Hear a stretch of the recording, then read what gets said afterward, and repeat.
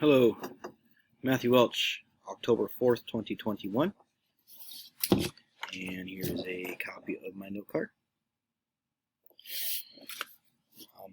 Today I'm going to be discussing the skeletal system and giving an overview of the skeletal system and some of the components. First of all, the skeletal system is divided into two main categories. We have the axial skeleton, which includes the skull and the cranium, the vertebral column, and the thorax.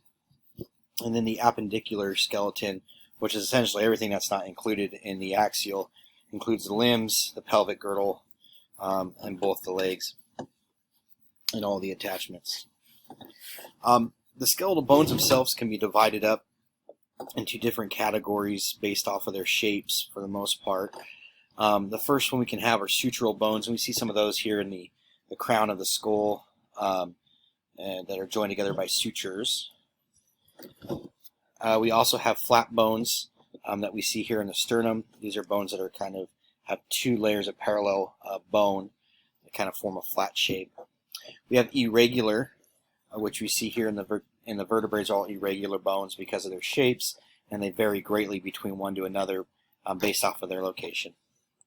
We have short bones, which include things like the carpals, the tarsals. We have long bones, which include the femurs and the humerus. And then we have sesamoid bones, which include things here like the patella, which are small, flat, rounded bones. And then we have some pneumatic bones that we can't really see here, but kind of lie behind the facial bones here, that include like the ethmoid bone. And these bones have a lot of kind of cavities and hollowed out characteristics to them that allow for movement and passing of air. So we're first going to discuss the axial skeleton, and then we'll discuss the appendicular skeleton. So the axial skeleton, starting with the skull, we have the frontal bone of the skull. We have the left and right parietal bones and the occipital bone. Here we have the temporal bone, and we have a small piece of the sphenoid bone here, and the zygomatic bone here. This comes around to the front to meet the maxilla bone, as well as the mandible, which is the lower part of the jaw. There's a few bones that lie kind of deep to the facial bones that we can't really point out on this model itself, but these include the sphenoid and ethmoid bone, the palatine, the lacrimal bones, the nasal bones, the vomer bone, and also the hyoid bone, which is not on here. That's a piece of bone that helps support the trachea. That kind of lies right here. From the skull, we go down into the vertebral column. The vertebral column is composed of 7 cervical vertebrae. We have 12 thoracic vertebrae, 5 lumbar vertebrae, and then fused vertebrae that make up the sacrum and the coccyx. The first 2 cervical vertebrae are known as the atlas and the axis, and those help to support the skull, connect it to the base of the skull, and allow for the range of motion we have with our head and our neck. We also, on the axial skeleton, that includes the thorax.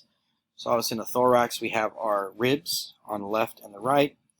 We have our sternum that connects the ribs with some cartilage. We have a sternal notch and a xiphoid process here.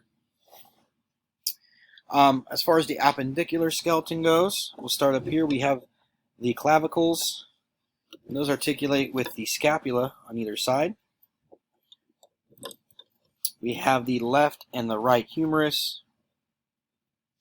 These help form the elbow joint with the radius and the ulna. We follow this down, and we have the carpals. And here in the carpals we have some smaller bones. We have the scaphoid bone, the lunate, the pisiform, the trapezium, the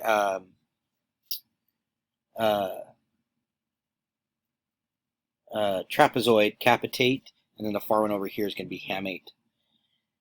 Those bones articulate with what are known as the phalanges, and the phalanges have a proximal, middle, and distal to them, except for the thumb, which only has the proximal and the distal. The phalanges are numbered 1 through 5, with the thumb being number 1. So 1, 2, 3, 4, 5. From there, we'll go into our what we call our pelvis. The pelvis is made up of three major bones. We have the pubic bones, the ilium, and here in the back we have the ischial or the ischium bones. These meet up with the left and right femurs on either side, into the knee joint, which is capped off by the patella on both sides. And then the larger bone here that runs medial is known as the tibia, and then this bone that runs along the outside is known as the fibula. We also have some bones down here in the foot. Again, these are called tarsals. We have the middle, intermediate, and lateral cuneiform bones here along the bottom, and then up towards the top we have the cuboid, navicular, and talus, and then the heel bone, which is known as the calcaneus.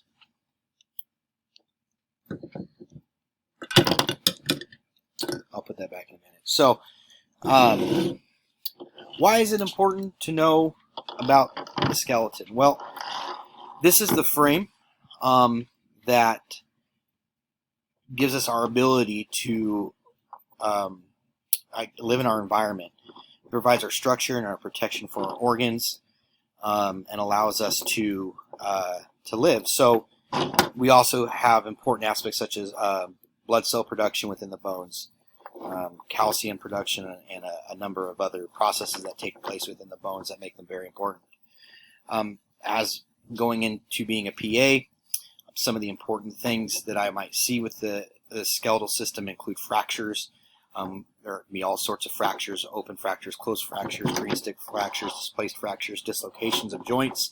All these might be something you would encounter that you would need to treat, and you would need to know what the proper positioning of these bones are and these joints are in relation to, looking at X-rays or CTs, things of this nature, so that you can properly reset bones, cast bones, and allow them to heal.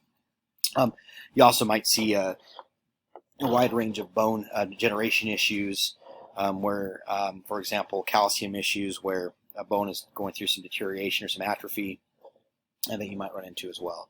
So I believe that covers everything. Thank you very much for your time.